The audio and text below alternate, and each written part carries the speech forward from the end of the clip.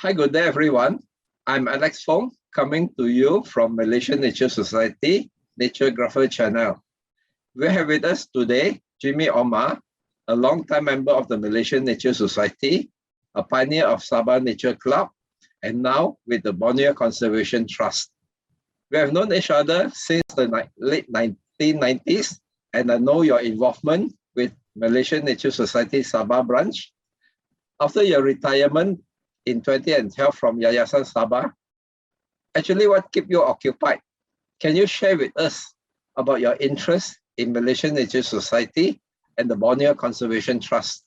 After my retirement, I was thinking of trying to relax, and then the first thing I did was trying to pursue some traveling. So I traveled to a few ASEAN countries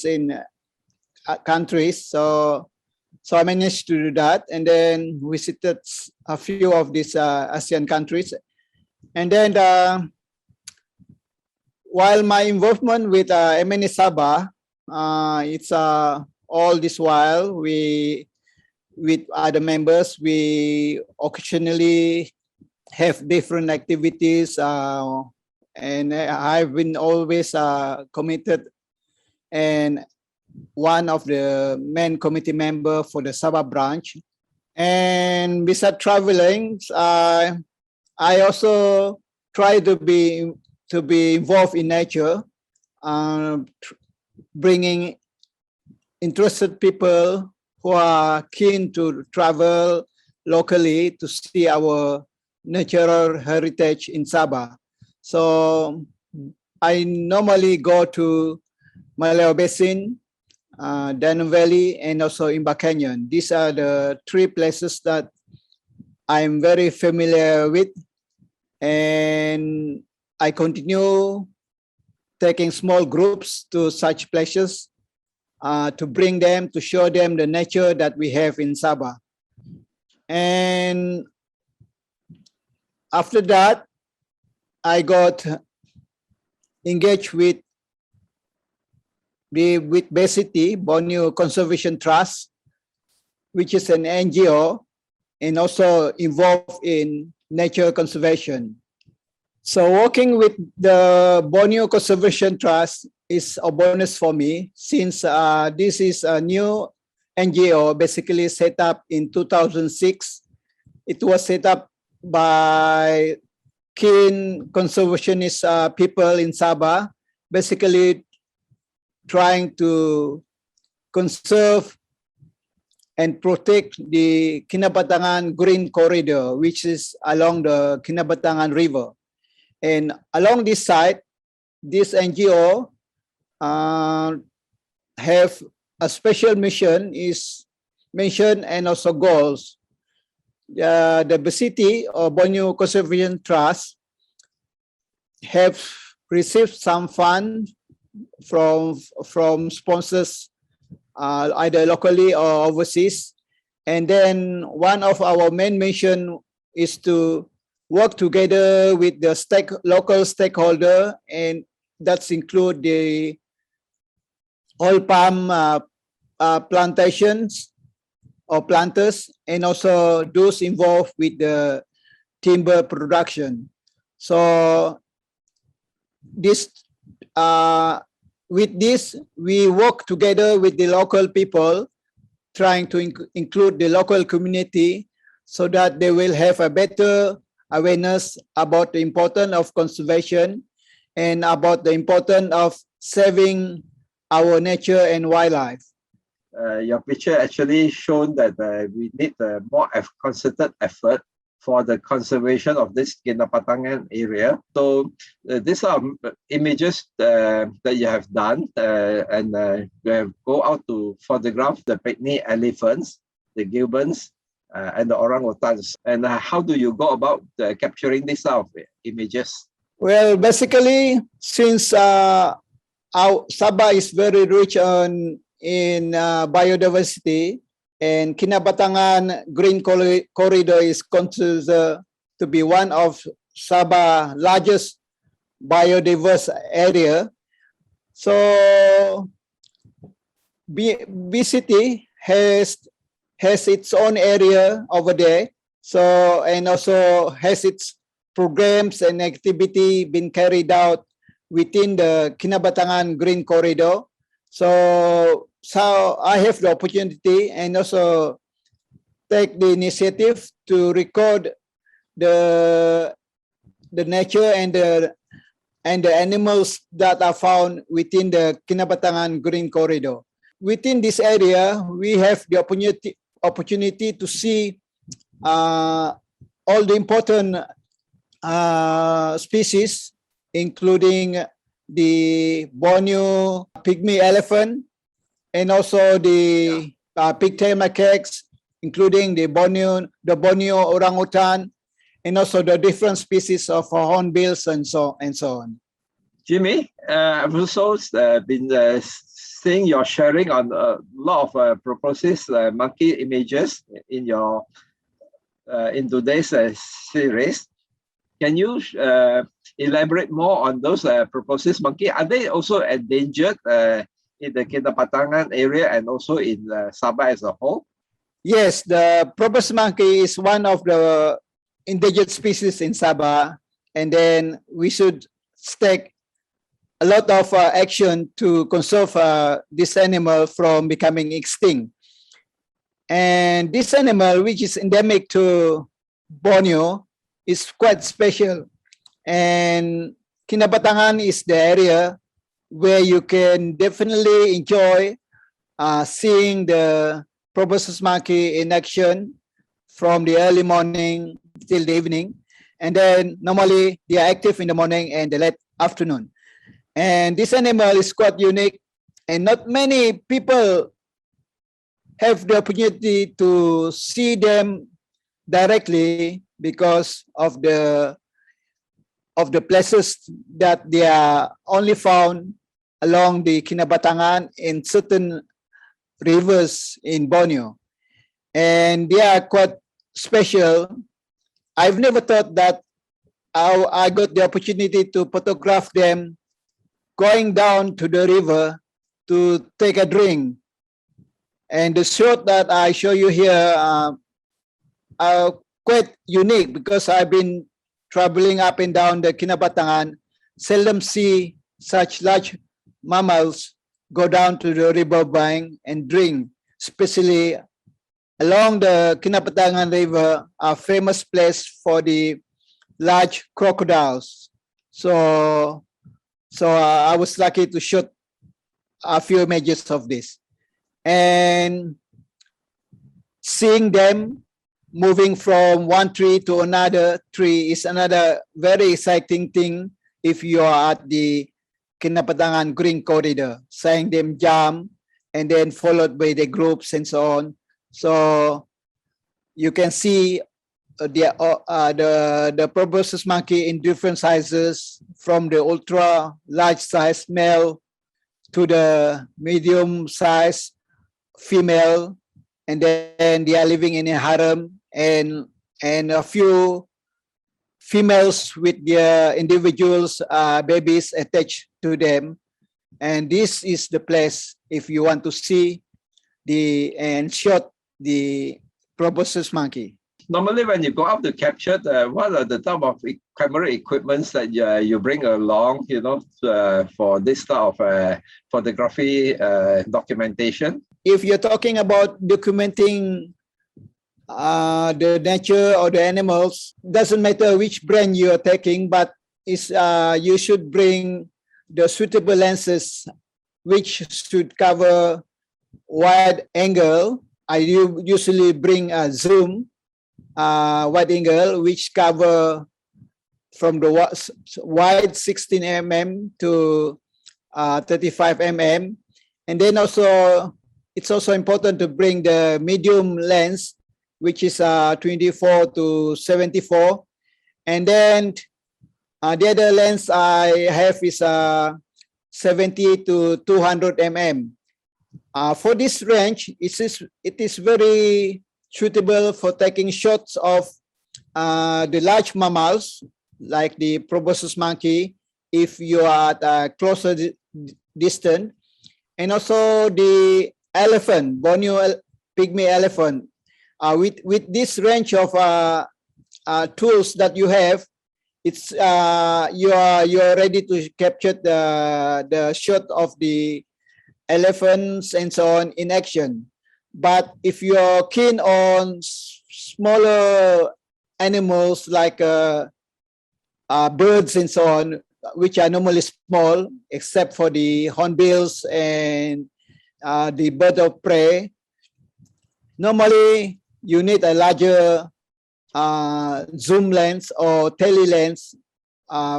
Normally up to 500 to 600 is more than sufficient. Yes, Jimmy, I have also seen those birds photography that you shot in Kinabatangan area, especially the hornbills. Is it the rhinoceros hornbills? Yes, one of them is the rhinoceros hornbill, and the other one is, which is the most common one, is the oriental pie hornbill. Yeah, and also I have seen that you have captured pitas. It's also a species that found in Kinabatangan area. Well, the bird life in the Kinabatangan Green Corridor is very interesting because as a bird is one of the common one that you can see. For example, the rhinoceros hornbills and the broadbill. These are particular shot of the black and red broadbill, which is quite commonly seen along the Kinabatangan River. They often make nests near to the riverbank, so they avoid predators from the mainland, and they build their nests just about 5 or 8 feet away from the riverbank. So this is another beautiful bird beside the different hornbills. And one of the most common one is the oriental pie hornbill. Every time you go for an outing, either for a walk or in a boat ride along the Kinabatangan, you can see the oriental pie hornbill, which normally comes and fly in pairs. Yeah, also I have seen that you have been sharing also with us the alligators, the monitor lizard. Are they plentiful in the Kinabatangan River? This is one of the interesting large animals. The reptiles, which include the local estuarine crocodile. When the water level is at low level, every time you go out for a river cruise, you can see these crocodiles, either small ones or medium size or even the large one. Sometime in one boat ride, you can see at least 4 of the large one. So it's very interesting, and this is one of the best opportunity taking shot of the crocodiles. Yeah, and also I've seen what you have shared are the picnic elephants. Are they very endangered in Sabah now? The Borneo pygmy elephant? Yes, the Borneo picnic elephant is very cute, you know, and it's not very big as compared with our Asian elephants over here. We must consider it's actually the most endangered species at the moment, because beside the long gone Sumatran rhino, now the next one and the most endangered one is definitely our Borneo pygmy elephant. And for people who travel around the state, and they normally come across herds of elephant when they are migrating from the south to the north. So every year, this elephant tend to do their routine migration, and it's depend on the season or the time they are traveling. Then you can see this elephant either not only at the Kinabatangan, but during the time they are traveling down back to the south, So you will not be able to see them at the Kinabatangan, but they will be traveling to the south towards Danang Valley and towards Lahadatu and so on. Yeah. So this is the one of the prime animals that we are trying to save because of the opening of forests and so on, resulting in smaller habitats for animals such as the Borneo pygmy elephant, which needs a vast area of land as their habitat, and they need to travel seasonally. Yeah. Yeah, also I've seen that you have been to many nature reserves in Sabah while you are working for Yayasan Sabah as a conservation officer. I'm sure you have images taken there, like Maleo Basin and other areas.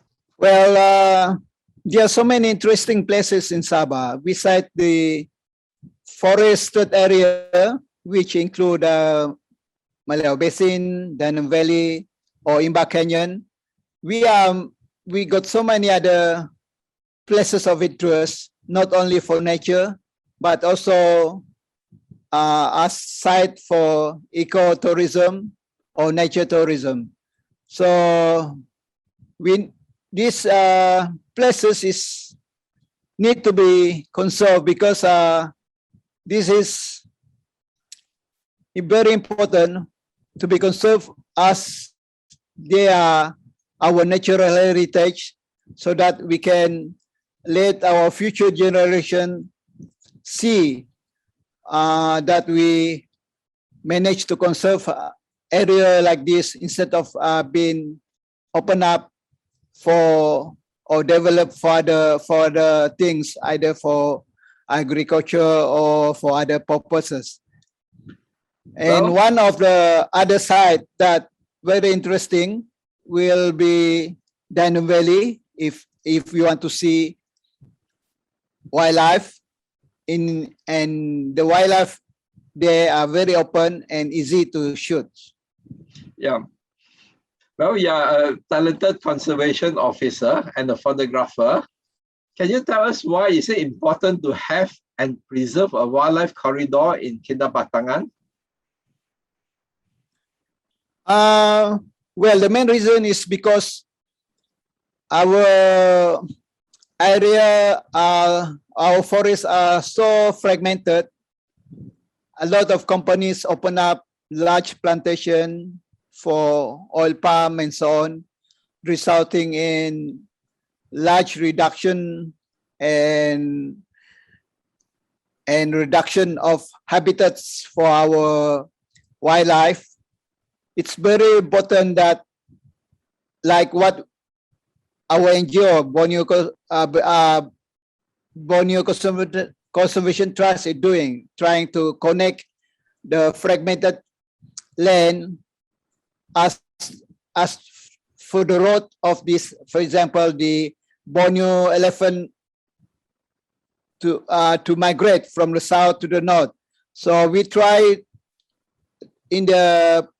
we purchase some of the land from the local people so that this fragmented area will be connected and become as a continuous road for the animals to migrate yearly up and down.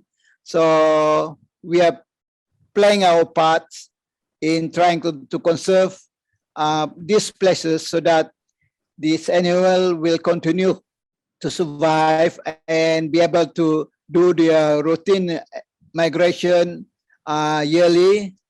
And then our future generation will be able to see we managed to conserve and protect our, not only our unique wildlife, but also try to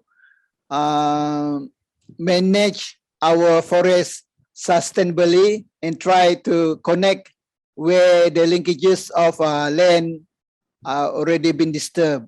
So the fragmented forest be able to regenerate and will be able to sustain our future wildlife. Thanks, Jimmy, for being with us this afternoon. Thank you for sharing with us. I'm sure many in the audience in Naturegrapher channel will have enjoyed our conversation with Jimmy, sharing with us on his efforts and his involvement with the Borneo Conservation Trust. And I wish Jimmy success in his journey down the road and his continuing efforts as a conservation officer. Well, I'd like to thank MNS, especially the photographic group, for giving me the opportunity to share and show some of my quite limited images that I have. And for all those people out there, Sabah is a place where you can come and visit throughout the year and be able to see wildlife. We not only are rich in biodiversity, but we got so many very interesting forests, parks, marine parks, and so on. So come over to Sabah and see our wildlife, and we will be happy to help wherever possible. Thank you very much again. Thank you for following us on Naturegrapher channel, and do hit the subscribe button for more coming episodes.